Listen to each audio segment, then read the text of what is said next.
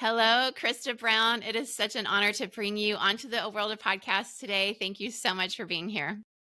Hello, Lori. I'm really, really happy to be here. Thanks for having me. Thank you for sending me an advance copy of your beautiful and vulnerable book that absolutely wrecked me and inspired me at Baptistland. I'm so excited to have been able to read it cover to cover, and I'm just so honored with so many of us who have read it that you would put these words down on paper for us to learn from your experience. But first, I want to start with something a little bit lighthearted because we're a World of Difference podcast. And so one of the things I learned about you in reading your story is that you lived abroad in Germany and France for a little while. I'd love for you to tell us what you feel like living abroad did for your worldview. A little girl who'd been raised in Texas going to Europe. What did that do for you in terms of changing your worldview when you lived abroad? Well, my first trip abroad was to live with a family in Germany for a summer. I won that trip in a writing contest, which as a kid in a really closed insular environment, I was just absolutely thrilled. And also just, I came from a blue collar family. So, the dream of going across the ocean was just something that seemed out of reach. But I won this trip. And it was, I think, I didn't realize it at the time, but I absorbed things during that trip that changed me, because what I saw was a family that, from all appearances, lived happily. They didn't live in chaos. And that was something very new for me. I just thought that a chaotic family where people threw things and yelled a lot, that was all I ever knew. That was normal. So that was very different. And I kind of grew to want that for myself.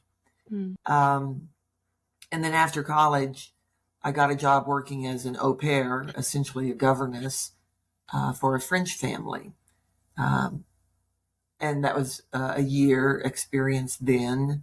And of course, I've been back. I love France. I've been back multiple times, any chance I get.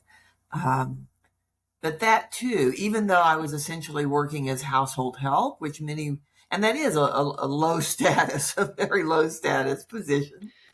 But once again, I was living within a family that was stable and treated each other with kindness. And even if you don't think about it consciously, when you live in that environment, you begin to absorb that things can be different, I think. And that was very powerful for me. Yeah, I loved that you got that experience. As I read it, it felt it felt like you were getting something you should have had all along. Yeah. Yeah, for sure.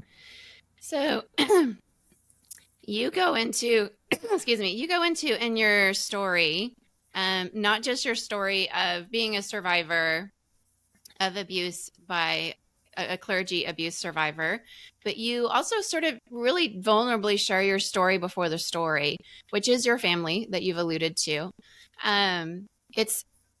It's just incredibly beautiful to have that written out, because so many whistleblowers and survivors, can be discredited as if it was their fault, right? That's something we commonly see. And I know that as you were speaking out about your own abuse, you had people sort of blame your family as if that was why. But it's not why. It's just that you had 4 deaths, as you write about. There were 4 tragic things in your life that just almost took you out, that you somehow resurrected from, and you're able to transform and write about it. But as you wrote about your family so vulnerably in your story before the story, what would you say was a part of that story that made it even harder for you to maybe recognize that you were being abused, or did it play a role at all? Well, because in my family, maltreatment was normalized. And, it was the kind of family where we did not talk about the family outside the family. So anytime anything happened within the family, whatever it was, whether the police were called or whether plates were thrown at a wall, or whether my mother tried to commit suicide, or, you name it, or whether my father was in some awful rage, we never talked about it again. What happened did not happen. It's not that anyone ever spoke that rule out loud, but that was very definitely a rule of the environment. And so growing up in that environment, why would I ever speak about what was happening with the youth pastor? It just would not have occurred to me at all. And I didn't even recognize that what was happening was abuse at all. Yeah. And then, years later, you end up becoming a mother and having your own daughter. And I know that many people in their stories, when their daughter, if it's a woman who's been abused and their daughter gets to the age that they were, they kind of revisit it in a different way. And so what was that experience like for you when your daughter got to be around the same age you were when you had been abused by your youth pastor? Well, that is what happened to me. When my daughter was approaching the same age that I had been at the time of the youth pastor's abuse, it was as though I suddenly saw everything through very different eyes. I saw them through the eyes of a mother. And this thing that I had not wanted to deal with at all, that I had shoved up to a top back, dusty, dark shelf in my mind and tried not to even look up on that shelf, much less pull anything down from the shelf. This thing, I had to bring it down and look at what was in that box. And then I saw it through the eyes of a mother. And I knew, the one kernel of truth that I knew without any shadow of a doubt was that if anyone had done to my daughter what was done to me, I would not in any way blame her, and I would be absolutely furious. And it really was from that one, because I doubted so many other things and I was confused about so much more, but everything grew from that one little kernel of truth. Yeah, it's, I could only imagine how that moment was for you, because embedded in all forms of abuse is this gaslighting that happens. There's this, DARVO, which is the, make sure the victim thinks it's their fault, that they're actually the abuser instead of the abuser. And so as a child who was trusting your pastor, which is normal and natural to do, and you were such a good girl, you wanted to, know your Bible. You were in the Southern Baptist world. You were going through these programs like GAs and acting, these things that, you did everything you were supposed to do. And somehow this predator, I call them predipastors, basically came after you. And it was not your fault, but somehow the message got sent to you that you had tempted him in some way, that it was something that you had done, because that, very purity culture is a hotbed for this kind of thing to happen, that kind of narrative. What was the moment where you sort of really understood this was not you, this was not an affair, that you were actually a victim of a predator? It was not until I was much, much, much older, decades later. At the time, I accepted everything that the pastor, the youth pastor, the senior pastor, I accepted everything that I was told as a kid. This abuse went on for months. It was long lasting. And then finally, when he left the church, he left, to great renown and went on to a better job in a bigger church. He was praised from the pulpit as what a great man of God he was, and how fortunate we all were, how blessed we all were to have had this great this great man of God in our midst. He was given a big send-off reception where everyone brought their casseroles. But meanwhile, I was told I had harbored Satan. I was made to apologize to his wife and to say that it was all my fault. Those words came from my own mouth. So as a kid, the understanding of that I formulated at that time was, this was a great man of God. I was a girl who had harbored Satan. I don't know how I could have thought anything else, given everything that I was told and everything that I saw.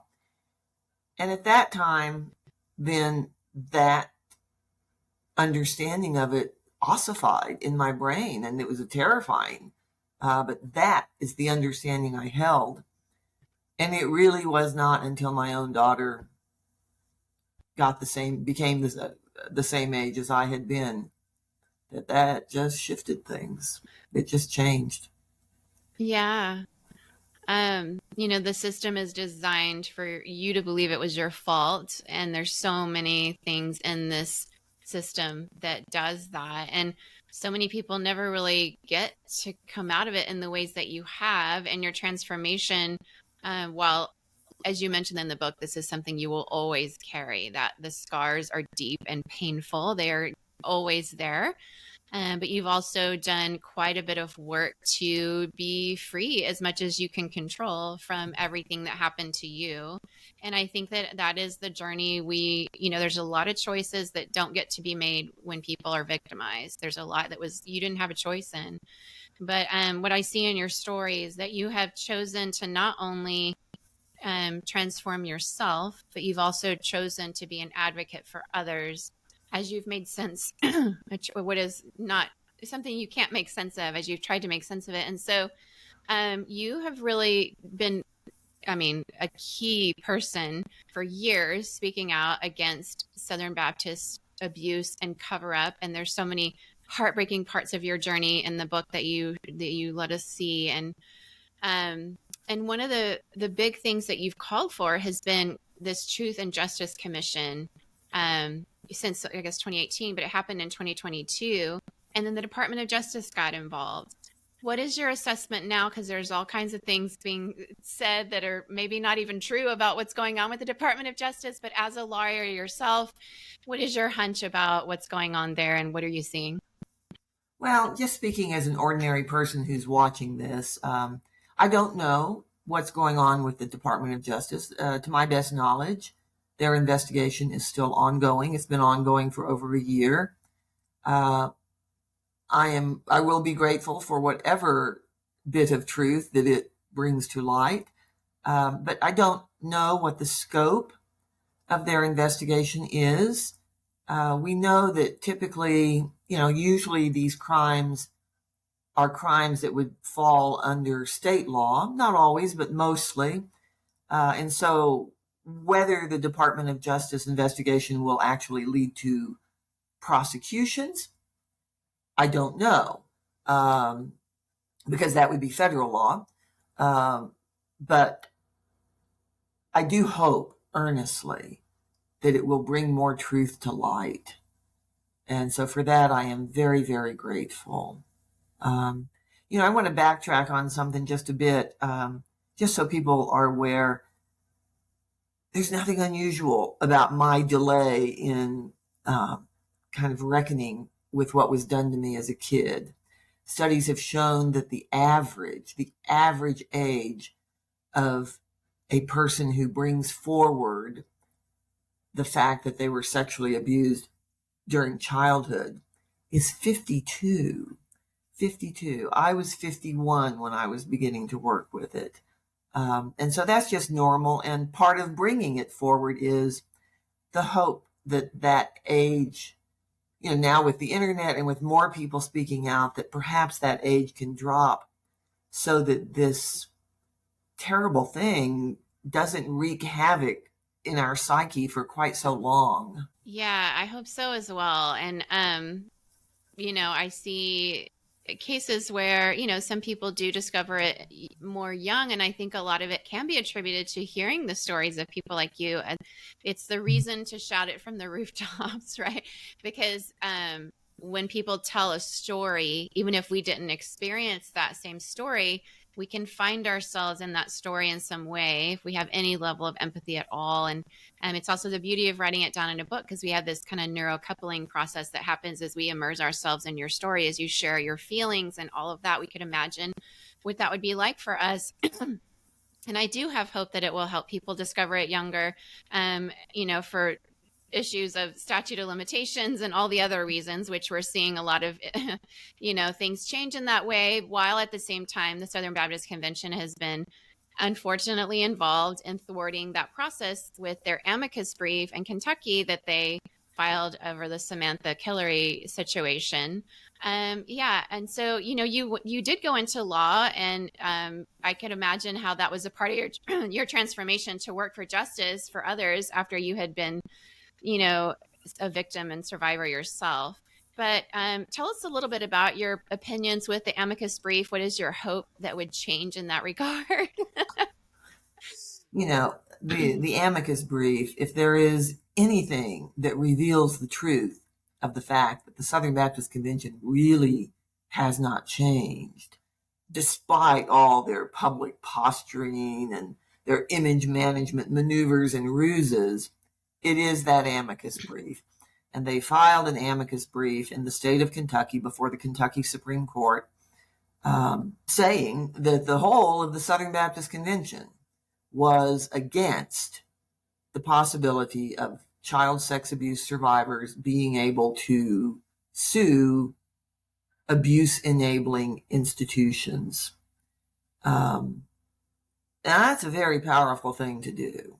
It was done by the Southern Baptist Convention itself, by the Executive Committee of the Southern Baptist Convention, by Lifeway, which is an arm of the Southern Baptist Convention, and by Southern Baptist Seminary, which is Al Mohler's seminary.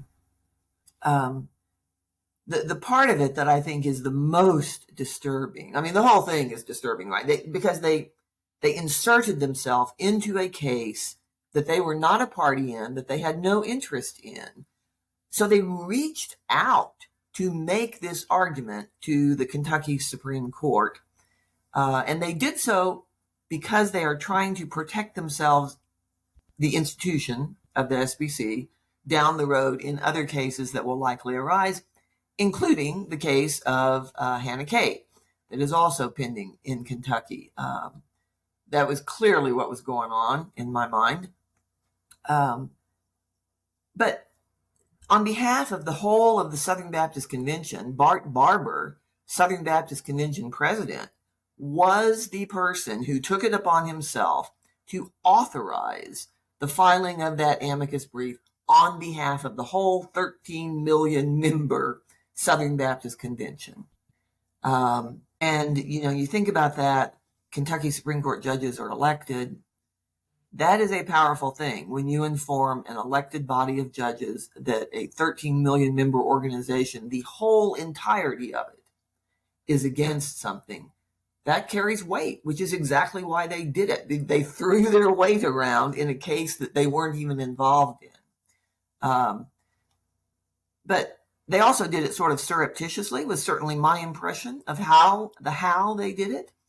Also, all the while that they're making these public statements of how much they care and how they're committed to reform, this is what they're doing behind the scenes.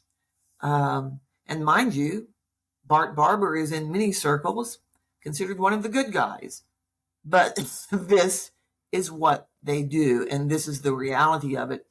And they had every opportunity. There was an uproar. All sorts of people expressed their outrage about it. All sorts of people within the Southern Baptist Convention. So they could have withdrawn that brief. They could have substituted a new brief.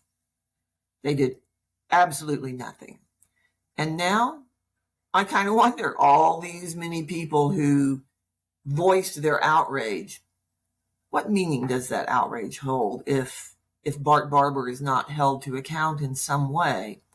I mean, the most minimal of consequence would be nothing more than a resolution of censure, so as to make an institutional statement denouncing what he did in filing that on behalf of the whole Southern Baptist Convention.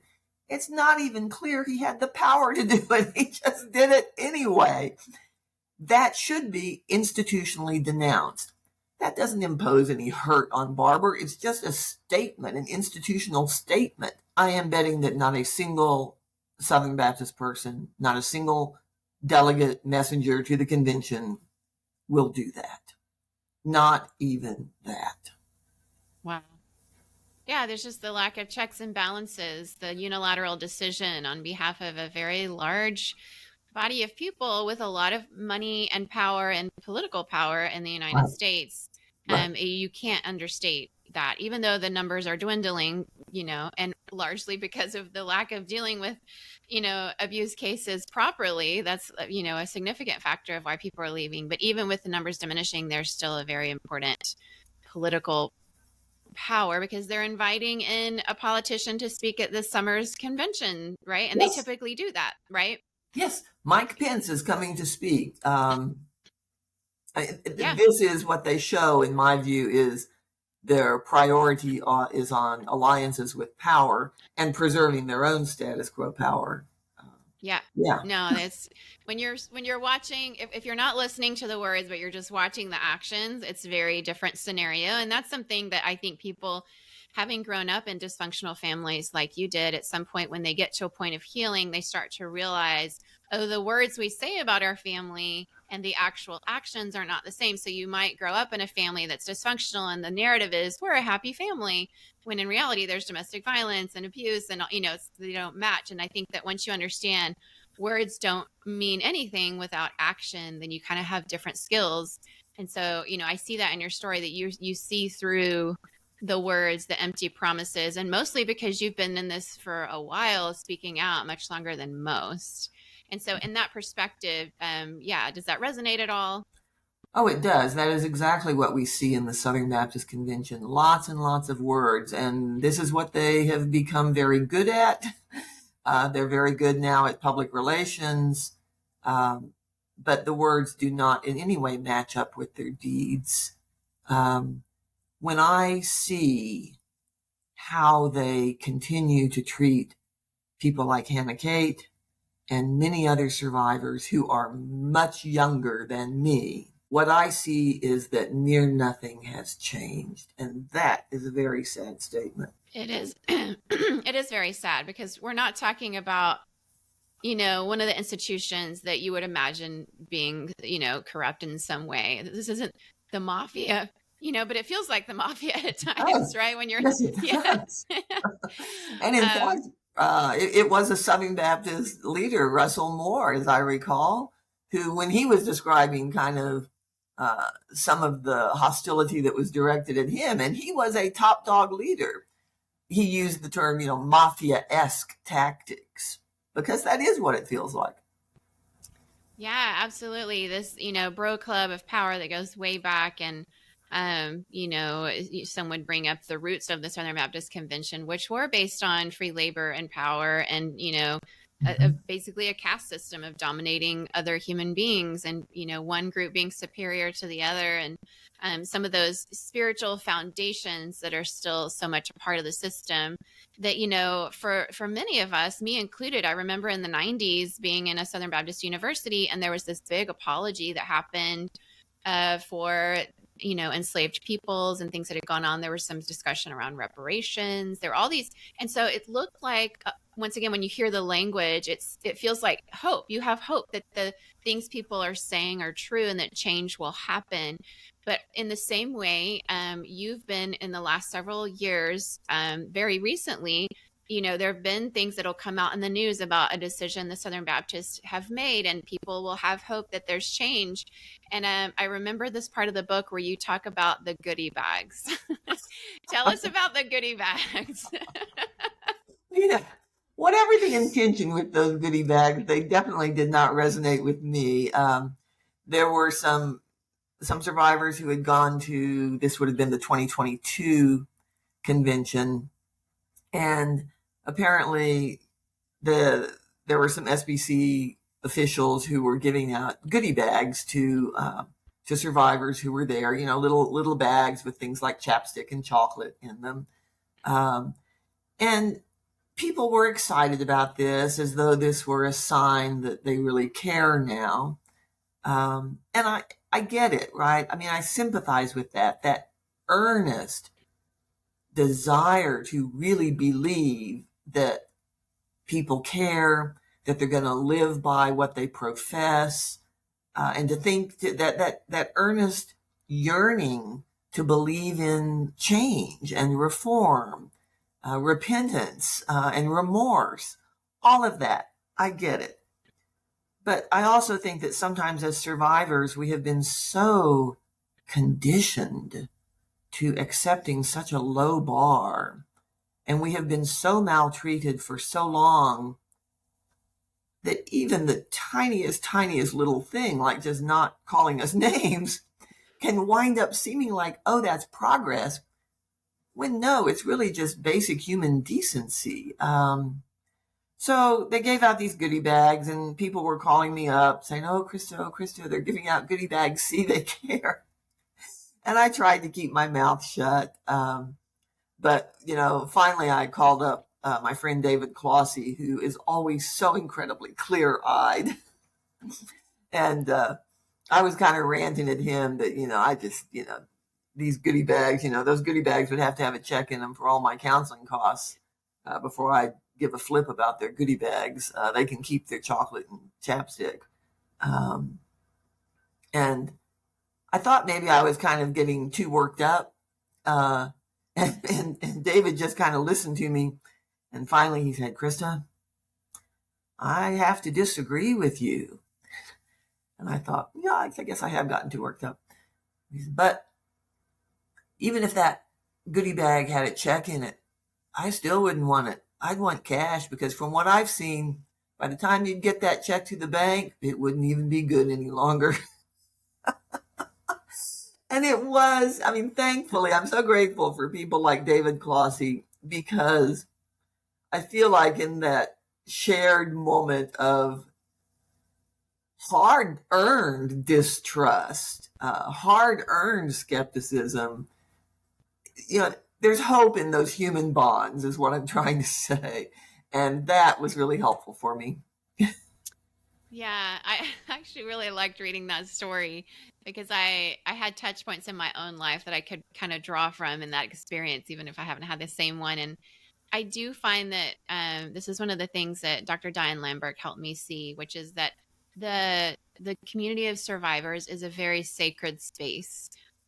Even though so many in, faith environments would discredit the community of survivors by saying, oh, they're a bunch of disgruntled people that you could never make happy.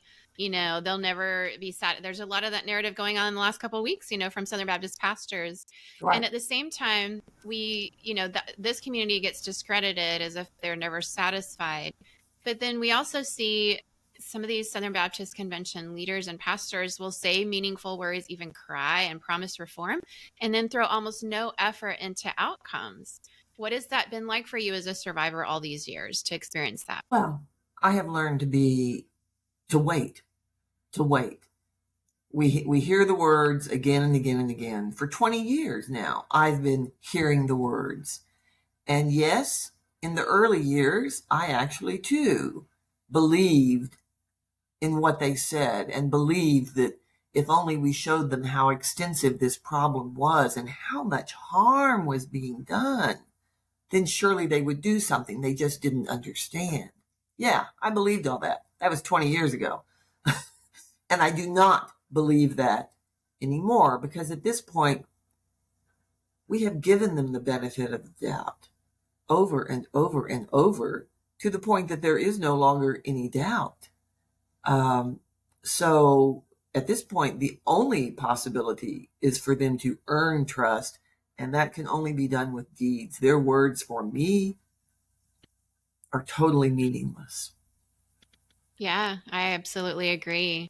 So how can the average person who might be listening to that, whether they identify as part of the Southern Baptist Convention or not, maybe they're in a different faith community even, but how can the average person discern between the actual amends, repentance, and lament, or just a show that's being put on to sort of alleviate the pressure, making it look like they're making wrongs right, but they're actually not? How can people really discern between what's a show and what's real repentance and reform? Well, I think everyone needs to cultivate their skepticism. I really do. The bottom line is there has been no amends. No, none. In that guidepost report 2 years ago, my name appears 70 times, and that was a very limited investigatory report, because it only addressed the executive committee, which is just one small entity of the Southern Baptist Convention. Nevertheless, my name appears in there 70 times because the executive committee treated me so terribly, and that is now documented. This isn't something that has anything to do with the autonomy of local churches. This is just the executive committee. They do not make amends for their behavior. No. There are no consequences for the men like Morris Chapman who allowed this to go on so long. No. So, when you see all these nice words, I think you really have to hear everything with skepticism. And that doesn't come naturally for a lot of us because we were raised to give grace and to trust religious leaders. But when faith itself and the accoutrements of faith are being used essentially as propaganda tools to perpetuate power structures, then it behooves us to apply our skepticism even to matters of faith, and certainly to those who weld that faith in the interests of power. So that's what I would say to people is cultivate your skepticism. Yeah, it's actually really great advice because so much of the grooming and spiritual abuse is a grand scale. So there might be one or two or a handful of children, for example, that are abused in a particular church, but the entire congregation has been groomed by this predator to think that they're wonderful and to listen to them when they quote verses in ways that make people think that, oh, I shouldn't trust my own understanding, right? And take that out of context. But it always has felt odd and seemed odd that verses that are used to say everybody could sin, and then suddenly these predators are not seen. If they do sin, it's very much minimized. They just kind of gloss over it. But you mentioned this Morris Chapman, and you talk about he got applause, actually, even though he had done these horrible things. How did you experience him getting applause after all that he had done? It fills me with grief because back in 2008, after we had mustered as survivors enormous media coverage in 2007, there was an ABC 2020 expose in 2007. So the Southern Baptist Convention after that is trying to put up the appearance of, see, we're dealing with this. There was a vote on the convention floor in 2007 to conduct a study of having a database. That was 2007. Voted to have a study of a database of credibly accused clergy sex abusers. There was never any budget even set aside for the database. At that point in time, Morris Chapman was the president of the executive committee. There was never even a budget. There was nothing resembling what any ordinary person would call a study. There were no experts brought in. There was no testimony taken. At the end of the year then, 2008 rolls around, this group of men who have basically just sat around and said, we aren't going to do this.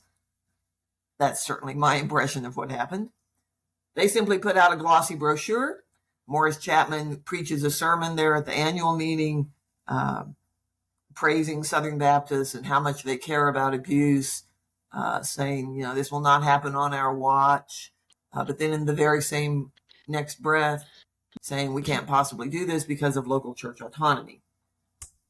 And even as he was preaching that, the executive committee was already keeping a secret list. They were already keeping their own private database. They were just keeping it secret. We didn't learn all that until 2022.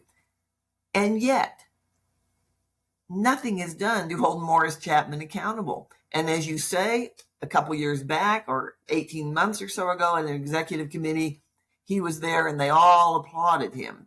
A few months back, it was even floated when they were having trouble finding a new person to be the president of the executive committee.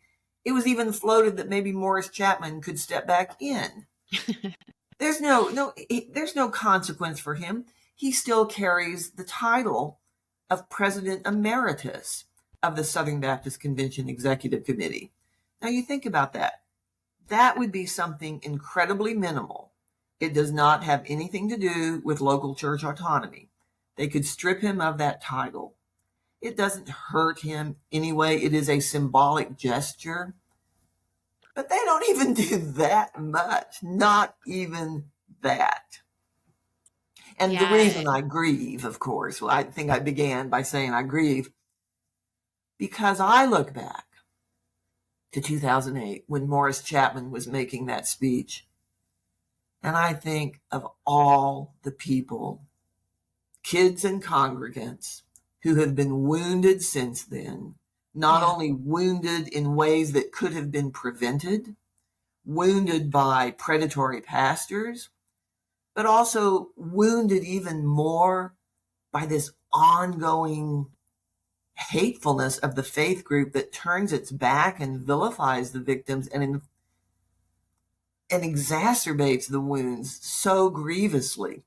Mm-hmm. So much greater harm has been done in these intervening years. And it all could have stopped, a large part of it, right back there in 2008 when Morris Chapman was in charge. Yeah.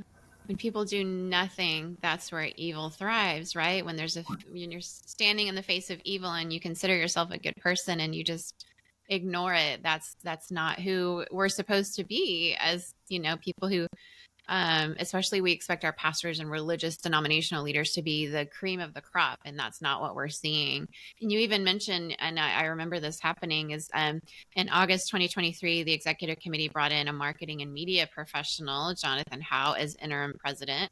After his 2019 email to another powerful SBC leader said survivors just have to be ignored. What message did that send to you as a survivor and an advocate? So they say they're changing, but who do they put in control? The next person in charge? Exactly that, as you say. Someone who was documented as saying survivors will never be satisfied, survivors just have to be ignored. And this is who they think is going to bring change? No, this is just the continuation of their good old boy system.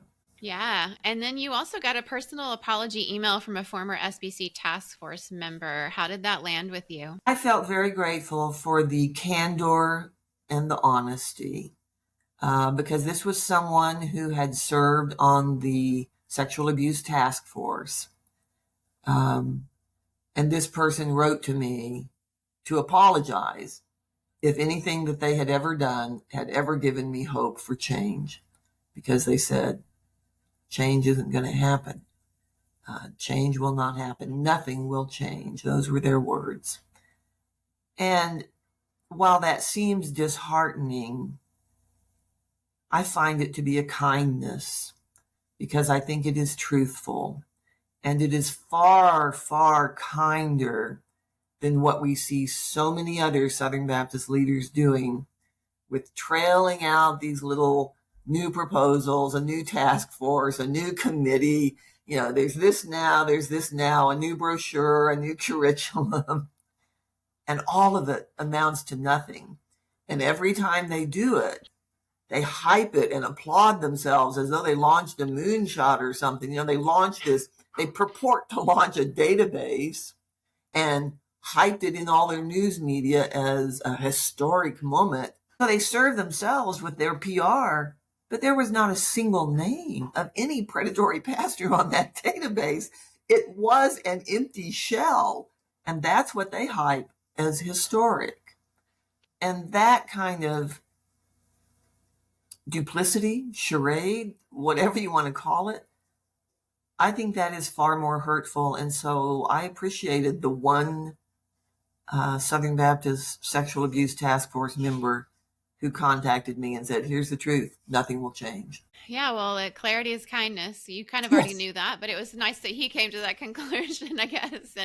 And there's also been a lot of talk about, and so this is where I think the conversation goes into, even in the survivor community, sometimes there can be people who are somewhat predatory themselves. And this is not by and large most people, that's not been my experience, but there are occasionally people who are both victim and abuser. And so that's the nuance that's there.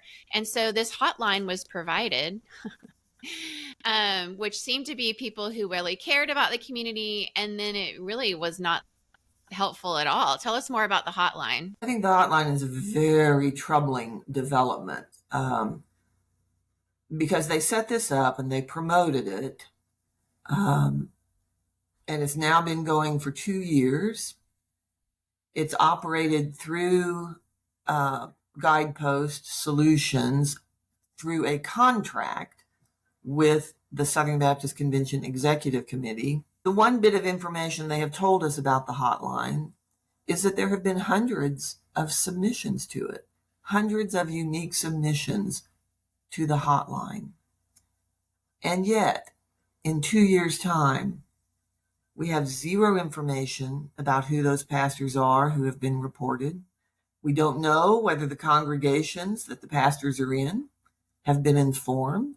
We have zero information about whether any independent investigations may have been initiated based on information that came into the hotline.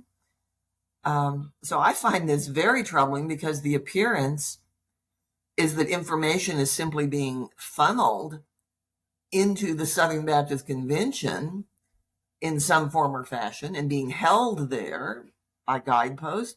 I'm not sure.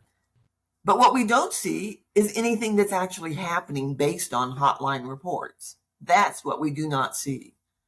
And so I don't see that it's a hotline at all. Why are they calling it a hotline? I mean, the very word suggests that it should trigger urgent action, and we are not seeing anything resembling that.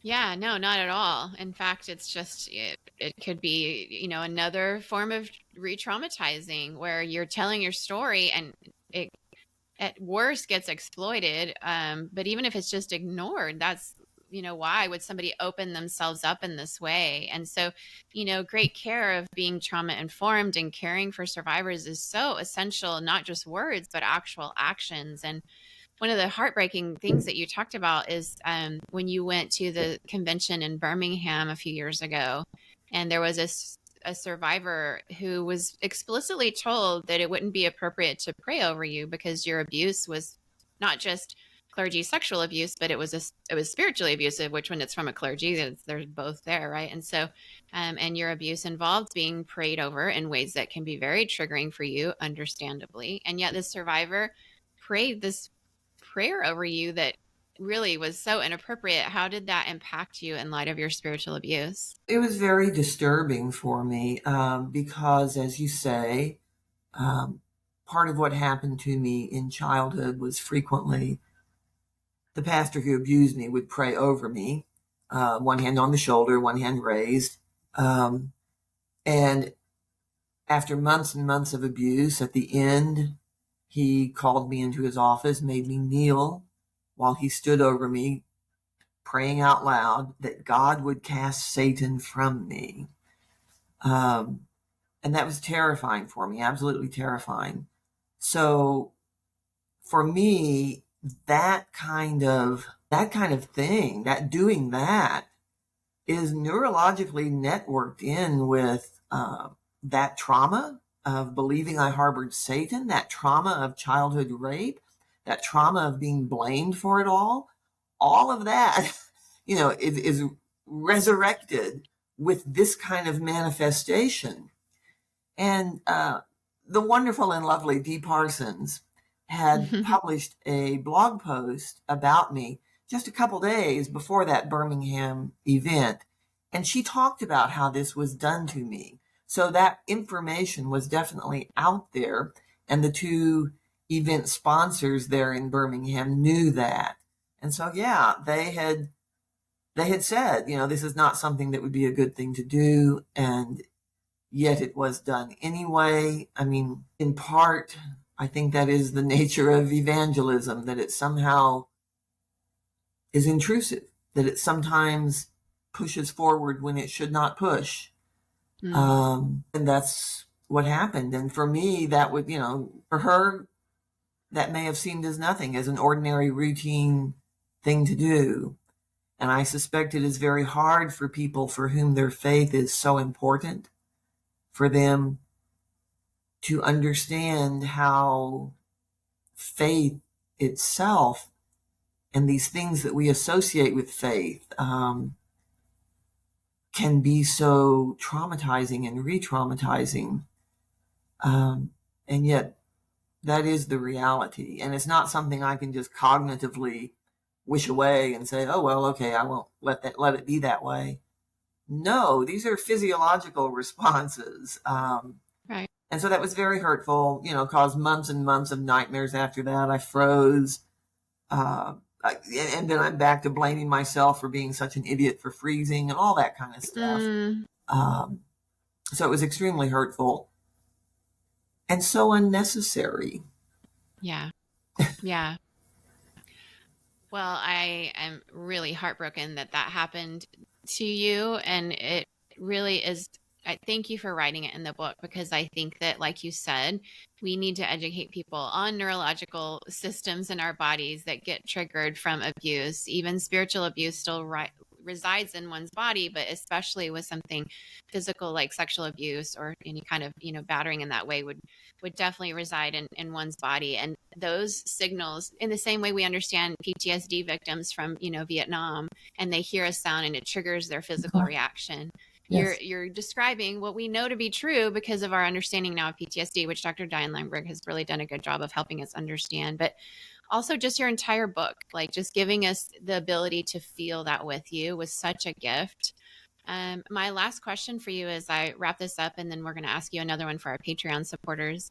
But my last question for you is, if you could just wave a magic wand, what would you like to see happen in the Southern Baptist Convention in the next couple of years? If I could wave a magic wand, I would like to see an effective, independently administered system for assessing clergy sex abuse reports and for information sharing among congregations, for record keeping and information sharing on clergy. There has to be some sort of institutional means of accountability. And that doesn't intrude on local church autonomy, but providing information to the local churches gives them the means with which to exercise their autonomy more responsibly. So that would be number one, because it is a first step for prevention. And number two, if I could wave a magic wand, so much harm has been done. So much harm. And this faith group, even if it were to do better in the future, it still also needs to reckon with the real harm that has been done to real people in the past. And I would yearn for that they would seek to provide some assistance with counseling to all survivors, not to control them, right? Not to maintain some control over them, but to give them the agency and independence to seek the help they need. Yes.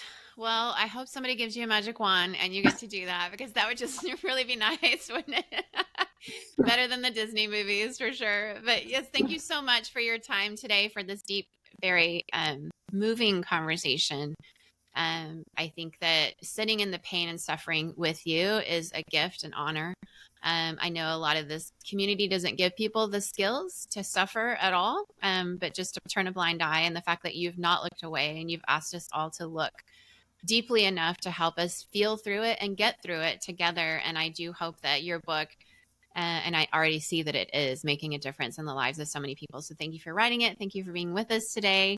And how can people find you and more of your writing? I'm on Twitter. That's where I'm most active. I'm Christa Brown 777. I also have a Substack newsletter, which is christabrown.substack.com. And those are probably the two best places. And thanks so much. It's really been a joy to share this conversation with you, Lori. It has, Christa. Thank you so much.